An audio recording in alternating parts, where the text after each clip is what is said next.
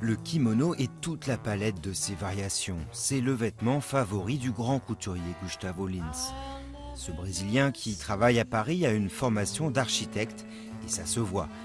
Dans son atelier du Marais, il prépare son prochain défilé. Pour lui, la mode, ce n'est pas faire montre à tout prix de son talent, mais faire des vêtements les plus simples possibles à porter. La haute couture, moi je vois la haute couture comme un laboratoire d'idées et de recherche de nouveaux codes.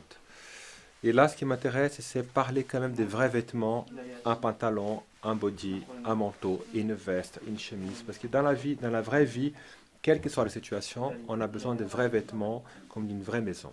Lins veut aussi que les femmes se sentent à l'aise avec des vêtements plus masculins. Pas pour qu'elles ressemblent à des hommes, mais paradoxalement pour qu'elles fassent encore plus femmes.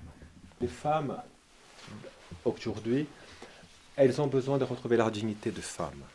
Mais en même temps, une femme habillée dans un vêtement d'homme, elle est très digne. Parce qu'elle peut garder sa féminité. Et ces vêtements virils donnent à ces femmes une sublime allure. Je ne pense pas que les femmes d'aujourd'hui veuillent continuer à s'habiller en poupée décorative. Cela fait 20 ans que Gustavo Lins vit à Paris.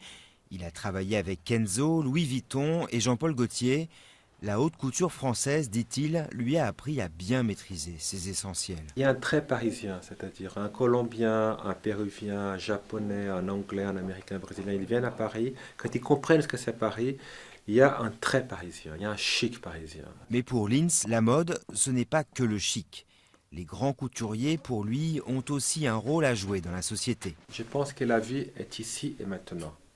Il faut vraiment travailler avec ce qui se passe dans la rue et tous les conflits sociaux qu'on aura en Europe à partir de cette année-là, parce qu'on va avoir une vraie révolution en Europe, que ce soit en Allemagne, en Espagne, en Italie, en France, tous les pays européens ont subi un vrai changement. Et Gustavo Lins, le seul latino-américain à avoir intégré le club de la haute couture, espère bien continuer pour longtemps à refléter dans son travail ce monde qui change.